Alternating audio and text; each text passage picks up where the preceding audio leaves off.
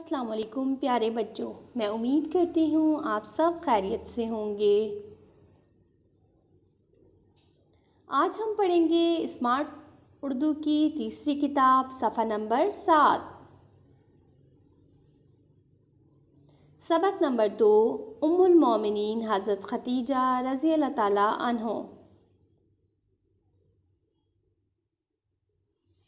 مقاصد: سبق کے اختتام پر بچے ام المومنین حضرت خدیجہ رضی اللہ تعالیٰ عنہ کی شخصیت کے بارے میں جان جائیں گے۔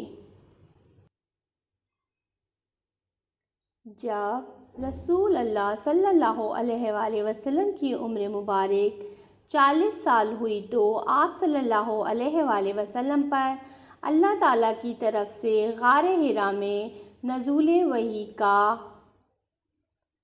آغاز ہوا۔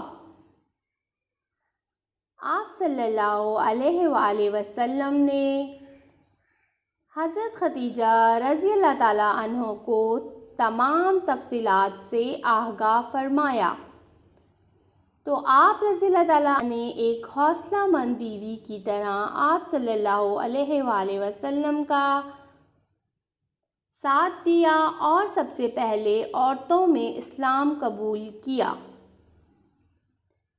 حضرت خدیجہ رضی اللہ تعالیٰ عنہ کا انتقال 11 رمضان المبارک 10 نبوی کو ہوا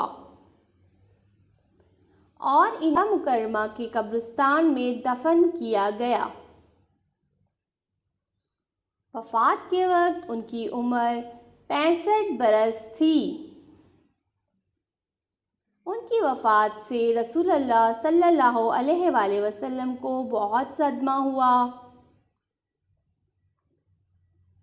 اس سال حضرت ابو طالب کا بھی انتقال ہوا۔ آپ صلی اللہ علیہ وسلم نے اس سال کو عام الحزن یعنی غم کا سال قرار دیا۔ آپ رضی اللہ تعالیٰ عنہ کے انتقال کے بعد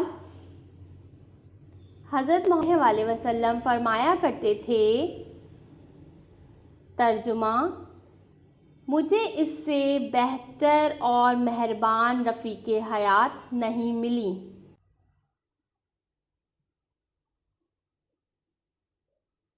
ہم نے اس چیپٹر میں پڑھا ہے، یہ اس کے ذخیرہ الفاظ ہیں۔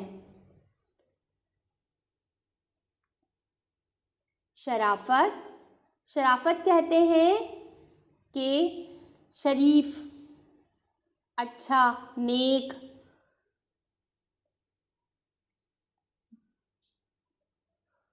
کاروبار، کوئی بھی ایسا کام جس میں ہمیں نفع یا نقصان ہو وہ کاروبار کہلاتا ہے۔